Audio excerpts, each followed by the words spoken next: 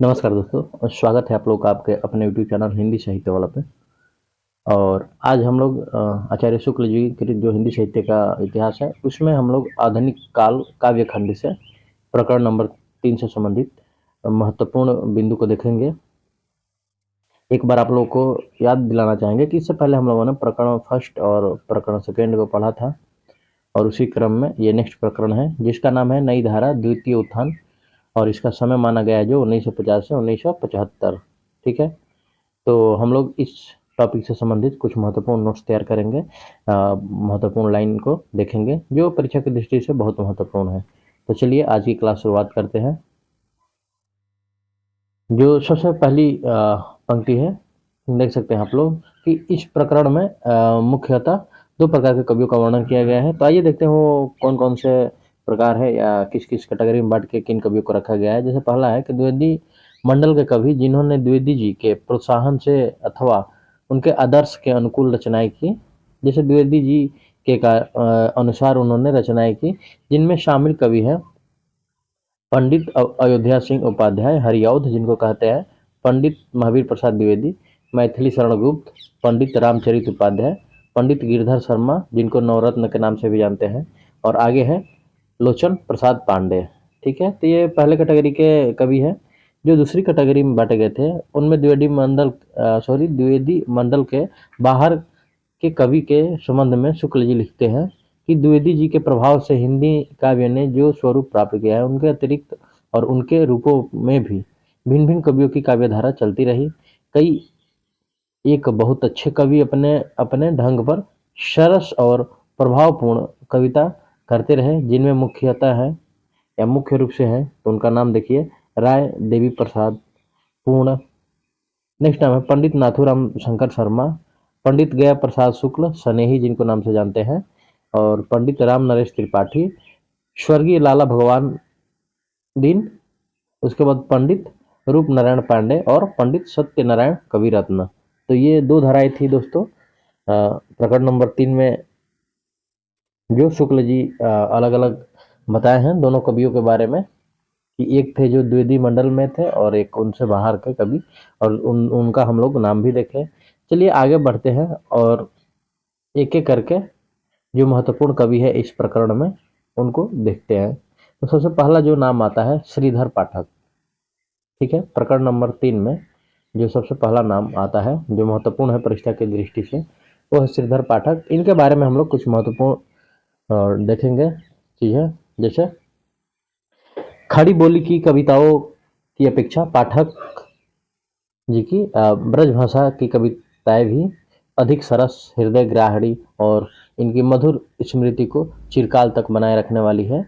और उनमें जैसे देख सकते हैं कि उनसे सवैयों में हम ब्रज भाषा का जीता जागता रूप पाते हैं। ठीक है, नेक्स्ट जो पॉइंट है वो है कि एकांतवासी योगी के संदर्भ में शुक्ल जी कहते हैं कि उनकी सीधी सादी खड़ी बोली और जनता के बीच प्रचलित लय ही ध्यान देने योग्य नहीं, किंतु उनकी कथा की सार्वभौम मार्मिकता भी ध्यान देने योग्य है। किसी के प्रेम में योगी होना और प्रकृति के निर्जन क्षेत्र में कुटीर छाकर रहना एक ऐसी भावना है जो समान रूप में सब देशों के सब प्रकार के स्त्री पुरुष के मर्म स्पर्श स्वाभाविक रूप से करती आ रही है। सीधी सादी खड़ी बोली में अनुवाद करने के लिए ऐसी प्रेम कहानी चुनना जिसकी मार्मिकता अपढ़ स्त्रियों तक के गीतों की मार्मिकता के मेल में हो, पंडितों की बंधी हुई रूढ़ी से बाहर निकलकर अनुभूति के स्वतंत्र क्षेत्र में आने की प्रवृत्ति का द्योतक है। तो ये रही कुछ लाइन इनके बारे में। आगे देखते हैं और भी। जैसे नेक्स्ट जो पॉइंट है वो है कि इस प्रकार की स्वच्छंदता का आभास पहले श्रीधर पाठक ने ही दिया। उन्होंने प्रकृति के रूढ़िबद्ध रूपों तक ही न रहकर अपनी आंखों से भी उनके रूपों को देखा। इनके लिए उन्हें पंडित माधव प्रसाद मिश्र की बौछार सी सहनी पड़ी। उन्होंने खड़ी बोली पद के लिए सुंदर लय और चढ़ाव उतार नए ढांचे भी निकाले और इस बात का ध्यान रखा कि छंदों का सुंदर लय से पढ़ना एक बात है, राग रागनी गाना दूसरी बात है। नेक्स्ट जो पॉइंट है श्रीधर पाठक के बारे में कि हिंदी कवियों में पाठक जी की रुचि बहुत ही परिष्कृत थी। शब्द शोधन में पाठक जी अद्वितीय थे। जैसे चलती और रसीली ब्रजभाषा होती थी, वैसा ही कोमल और मधुर संस्कृत पद विन्यास भी। ये वास्तव में एक बड़े प्रतिभाशाली, भावुक और सुरुचि संपन्न कवि थे। भद्दापन इनमें न था, न रूपरंग में, न भाषा में, न भाव में, न चाल में, न भाषण में। अगला पॉइंट है कि इनकी प्रतिभा बराबर रचना के नए नए मार्ग भी निकाला करती थी। छंद, पद विन्यास, वाक्य विन्यास आदि के संबंध में नई नई बंदिशें इन्हें खूब सुझा करती थी। अपनी रुचि के अनुसार कई नए ढांचे के छंद इन्होंने निकाले जो पढ़ने में बहुत ही मधुर लय पर चलते थे। और आगे हम लोग देखेंगे जो और भी पॉइंट है कि विषयों को काव्य का पूरा पूरा स्वरूप देने में चाहे वे सफल न हो, अभिव्यंजना के वाग्य वैचित्र्य की ओर उनका ध्यान चाहे न रहा हो, गंभीर नूतन विचारधारा चाहे उनकी कविताओं के भीतर कम मिलती हो, पर उनकी वाणी में कुछ ऐसा प्रसाद था कि जो बात उनके प्रकट कर की जाती थी उसमें सरसता आ जाती थी। और नेक्स्ट पॉइंट है कि अपने समय के कवियों में प्रकृति का वर्णन पाठक जी ने सबसे अधिक किया। इससे हिंदी प्रेमियों में वे प्रकृति के उपासक कहे जाते थे। उनकी यह उपासना प्रकृति के रूपों तक परिमित थी जो मनुष्य के सुखदायक और आनंदप्रद होते हैं या जो भव्य और सुंदर होते हैं। तो दोस्तों ये हम लोगों ने कुछ महत्वपूर्ण बिंदु देखा श्रीधर पाठक के बारे में, और आशा करते हैं कि इससे संबंधित कोई भी क्वेश्चन आएगा या कोई कथन आ रहा है अभी शुक्ल जी का श्रीधर पाठक के बारे में, तो इन पंक्तियों में वो हल हो जाना चाहिए। ठीक है, चलिए आगे हम लोग देखेंगे जो नेक्स्ट कवि थे इस समय के, उनका नाम है पंडित अयोध्या सिंह उपाध्याय, जिनको हम लोग हरिऔध के भी नाम से आता है। तो कहीं अगर हरिऔध है तो आप लोग समझ लीजिएगा इनके ही बारे में बात हो रहा है, पंडित अयोध्या सिंह उपाध्याय के बारे में। इनके संबंध में क्या लिखा है इन्होंने कि इनकी पुरानी ढंग की कविताएं रस कलश में संग्रहित है, जिसमें इन्होंने नयिकाओं के कुछ नए ढंग के भेद रखने का प्रयास किया है। ये भेद रस सिद्धांत के अनुसार ठीक नहीं उतरते। द्वितीय है कि द्वितीय उत्थान से पहले ही वे मतलब हरिऔध के बारे में नए विषयों की ओर चल पड़े थे। खड़ी बोली के लिए उन्होंने पहले उर्दू के छंदों और ठेठ बोली को उपयुक्त समझा, क्योंकि उर्दू के छंदों में खड़ी बोली अच्छी तरह मंच चुकी थी। नेक्स्ट पॉइंट है कि नव शिक्षितों के संसर्ग है दोस्तों, संघर्ष नहीं, संसर्ग से उपाध्याय जी ने लोक संग्रह का भाव अधिक ग्रहण किया। उक्त काव्य में श्री कृष्ण के ब्रज रक्षक नेता के रूप में अंकित किए गए। खड़ी बोली में इतना काव्य अभी तक नहीं निकला। इस काव्य की बड़ी भारी विशेषता यह है कि यह सारा संस्कृत के वर्ण वृत्तों में है, जिसमें अधिक परिमाण में रचना कठिन काम है। अब हम लोग नेक्स्ट पॉइंट देखेंगे हरिऔध जी के संबंध में, और वो है कि यह काव्य अधिकतर भाव व्यंजनात्मक और वर्णनात्मक, कृष्ण के चले जाने पर ब्रज की दशा का वर्णन बहुत अच्छा है तथा विरह वेदना की अनेक अंतर दशाओं का वर्णन किया गया है। किसी के वियोग में कैसी कैसी बातें मन में उठती है और क्या क्या कह कर लोग रोते हैं, इसका विस्तारपूर्ण वर्णन हुआ है। परंपरा पालन के लिए जो दृश्य वर्णन है वे किसी बगीचे में लगे हुए पेड़ पौधे के नाम गिनने के समान है। इसी से शायद करील का नाम छूट गया है।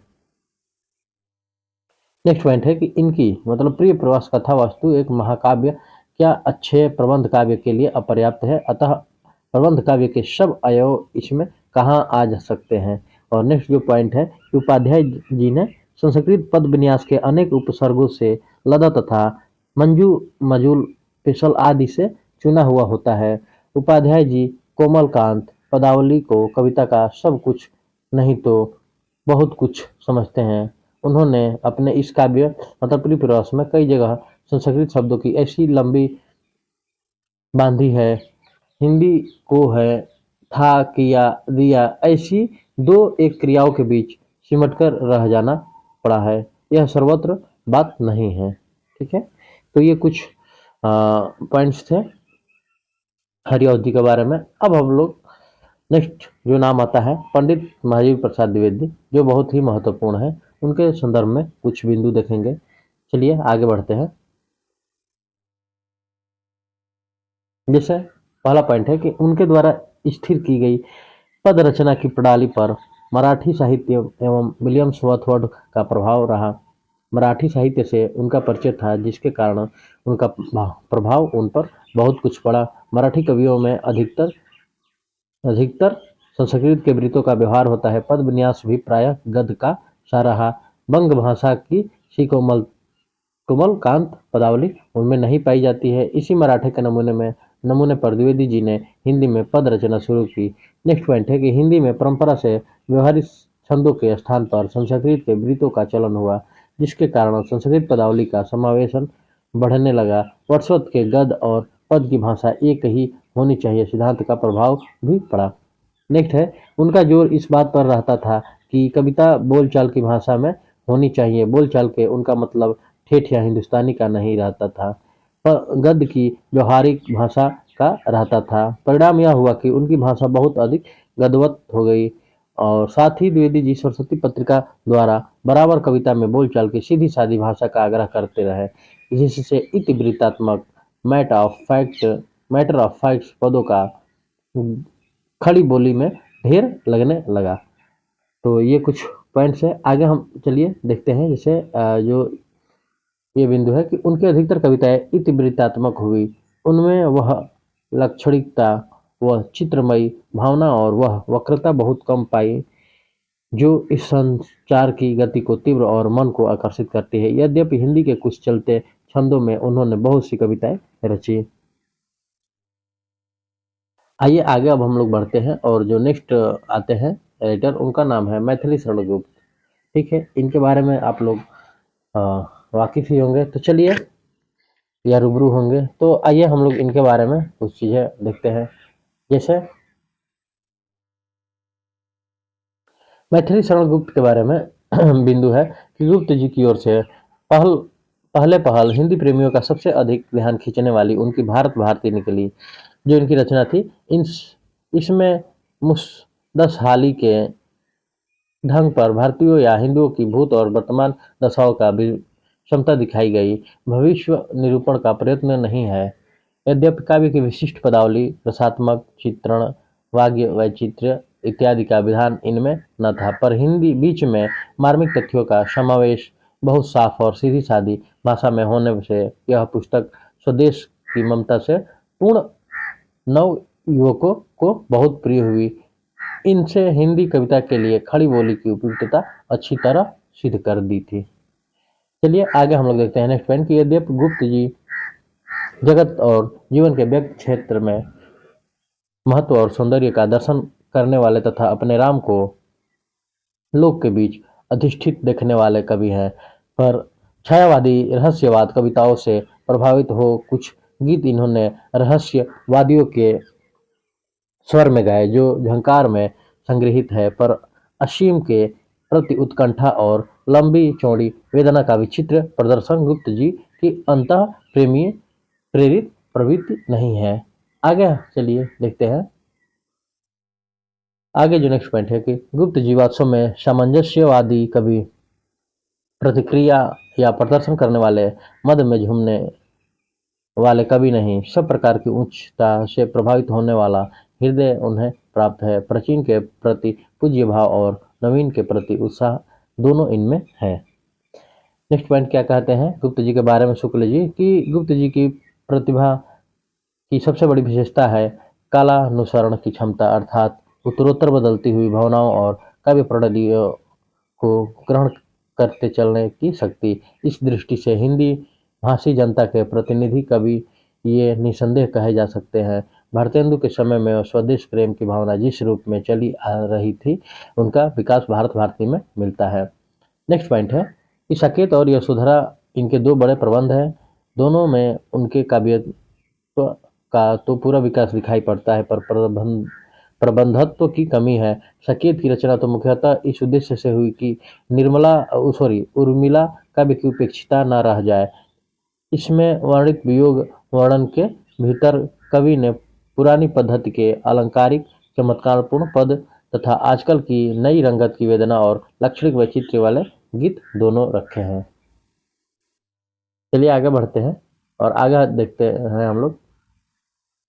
नेक्स्ट पॉइंट है कि रामायण के भिन्न भिन्न पात्रों के परंपरा प्रतिष्ठित स्वरूपों को विकृत न करके उनके भीतर ही आधुनिक आंदोलन की भावनाएं, जैसे किसानों और श्रमजीवियों जीवियों के साथ सहानुभूति, युद्ध प्रथा की मीमांसा, राज व्यवस्था के में प्रजा का अधिकार और सत्याग्रह मनुष्यत्व कौशल के साथ झलकाई गई है। और नेक्स्ट पॉइंट है, यशोधरा की रचना नाटकीय ढंग पर है। उनमें भगवान बुद्ध के चरित्र से संबंधित पात्रों के उच्च और सुंदर भाव की व्यंजना और परस्पर कथोपकथन, जिनमें कहीं कहीं गद्य भी है, भाव व्यंजना प्रायः गीतों में है। तो ये कुछ महत्वपूर्ण पॉइंट्स थे आपके मैथिली शरण ग्रुप से संबंधित। अब हम लोग आगे देखेंगे पंडित राम नरेश त्रिपाठी, ठीक है, और इनसे संबंधित कुछ महत्वपूर्ण नोट्स देखेंगे। जैसे राम नरेश त्रिपाठी, इनमें मिलन, पथिक और स्वप्न नामक अपने 3 काव्य खंडों में इनकी कल्पना ऐसे मर्म पथ पर चलती है जिस पर मनुष्य मात्र काव्य हृदय स्वभावतः ढलता आया है। ऐतिहासिक या पौराणिक कथाओं के भीतर न बंधकर अपनी भावना के अनुकूल स्वच्छंद संचरण के लिए कवि ने नूतन कथाओं की उद्भावना की है। कल्पित आख्यानों की ओर यह विशेष झुकाव स्वच्छंद मार्ग का अभिलाष सूचित करता है। इन प्रबंधों में नर जीवन जिन रूपों में ढालकर सामने लाया गया है, ये मनुष्य मात्र का मर्म स्पर्श करने वाले हैं तथा प्रकृति के स्वच्छंद और रमणीय प्रसार के बीच अवस्थित होने के कारण शेष सृष्टि विभिन्न नहीं प्रतीत होते हैं। नेक्स्ट पॉइंट है, भारतेंदु के समय से चलनी आती स्वदेश भक्ति की भावना को सुंदर कल्पना द्वारा रमणीय आकर्षण रूप प्रदान किया। उपयुक्त तीनों काव्य देशभक्ति के भाव से प्रेरित काव्य है। नेक्स्ट पॉइंट है कि भारत के प्राय सब भागों में भ्रमण किया है, इससे इनके प्रकृति वर्णन में स्थानगत विशेषता अच्छी तरह आ सकती है। नेक्स्ट पॉइंट है कि त्रिपाठी जी की कल्पना मानव हृदय के सामान्य मर्म पथ पर चलने वाली है। और जो नेक्स्ट और लास्ट पॉइंट है त्रिपाठी जी के संबंध में कि भाषा की सफाई और कविता के प्रसाद गुण पर इनका ठहरा है जोर रहता है। काव्य भाषा में लाघव के लिए कुछ कारक चिन्हों और संयुक्त क्रियाओं के कुछ अंतिम अवयवों को छोड़ना भी ये ठीक समझते हैं, ठीक है। और कैसे शब्द, जैसे कर रहा है के स्थान पर कर रहा या करते हुए स्थान पर करते। आइए अब इस जो प्रकरण हम लोग पढ़ रहे थे, प्रकरण नंबर 3, इसमें अंत में कुछ फुटकल कवि है जिनको अन्य कवियों में रखा गया है। तो आइए इस संबंध में हम लोग देखते हैं। जैसे पहला है कि पंडित रामचरित उपाध्याय पर प्रशंसात्मक टिप्पणी करते हुए लिखा है कि रामचरित चिंतामणि नामक एक बड़ा प्रबंध काव्य भी उन्होंने लिखा है, जिसके कई एक प्रसंग सुंदर बन पड़ते हैं। जैसे अंगद रावण संवाद, भाषा उनकी साफ होती थी और वैद्य के साथ चलती थी। नेक्स्ट लोचन प्रसाद पांडे के संबंध में शुक्ल जी लिखते हैं, क्या लिखते हैं, जैसे पहला पॉइंट है कि इनका हृदय कहीं कहीं पशुओं पेड़ पौधों तक की दशा का मार्मिक अनुभव करता पाया जाता है और यह भावुकता इनकी अपनी है। नेक्स्ट पॉइंट है कि द्विवेदी जी के प्रभाव स्वरूप भाषा गद्यवत सरल है। इनकी रचनाओं में खड़ी बोली का वैसा स्वच्छ और निखरा रूप नहीं मिलता जैसा गुप्त जी की उस समय की रचनाओं में मिलता है। आइए नेक्स्ट पॉइंट महावीर प्रसाद जी के बारे में है, और ये है कि महावीर प्रसाद द्विवेदी के प्रभाव से लिखने वाले अन्य कवियों की कविताओं के संबंध में लिखा है। मतलब शुक्ल जी लिखते हैं कि वे अधिकतर इतिवृत्तात्मक गद्य निबंध के रूप में होती थी। काव्य प्रेमियों को उनमें काव्य नहीं दिखाई पड़ता था और ये खड़ी बोली के अधिकांश कविता को तुकबंदी मात्र समझने लगे थे। आगे चलकर तृतीय उत्थान में इस परिस्थिति के विरुद्ध गहरा परिवर्तन या रिएक्शन हुआ। नेक्स्ट पॉइंट है कि द्विवेदी मंडल के बाहर कवियों के संबंध में लिखा है। शुक्ल जी लिखते हैं कि इन कवियों में से अधिकांश तो दो रंगी कवि थे, जो ब्रज भाषा और श्रृंगार, वीर भक्ति आदि की पुरानी परिपाटी की कवित शवैयों या गेय पदों में करते आते थे और खड़ी बोली में नूतन विषयों को लेकर चलते थे। आगे हम लोग देखेंगे नेक्स्ट जो पॉइंट है, और वो ये है कि हिंदी कविता के हिंदी कविता के प्रकृति के वर्णन की सीमाओं को रेखांकित करते हुए लिखते हैं, शुक्ल जी लिखे हैं कि प्रकृति वर्णन की ओर हमारा काव्य कुछ अधिक अग्रसर हुआ, पर यह प्रायः वहीं तक रह जहाँ तक उसका संबंध मनुष्य के सुख सौंदर्य की भावना से है। प्रकृति के जिन सामान्य रूपों के बीच नर जीवन का विकास हुआ, जिन रूपों से हम बराबर घिरे रहते आए हैं, जिनके प्रति यह राग या ममता न व्यक्त हुई, जो चिर सहचरों के प्रति स्वभावतः हुआ करती है, प्रकृति के प्राय वे चटकीले भड़कीले रूप लिए गए जो सजावट के काम समझे गए। जगत और जीवन के नाना रूपों और तथ्यों के बीच हमारे हृदय का प्रसार करने वाली वाणी वैसी तत्पर न दिखाई पड़ी। नेक्स्ट पॉइंट है कि राय देवी प्रसाद पूर्ण के संबंध में लिखा है कि भारतेंदु प्रेमघन आदि प्रथम उत्थान के कवियों के समान पूर्ण जी में देशभक्ति और राजभक्ति का समन्वय पाया जाता है।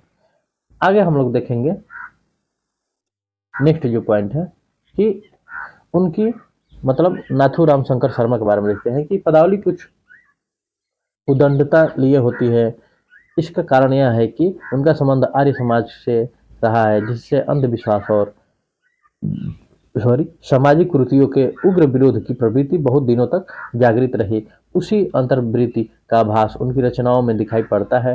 फब्तियाँ और फटकार इनकी कविताओं की एक विशेषता है। नेक्स्ट पॉइंट है कि ये मतलब गया प्रसाद शुक्ल स्नेही के बारे में लिखते हैं कि हिंदी के एक बड़े भावुक और सरस हृदय कवि हैं।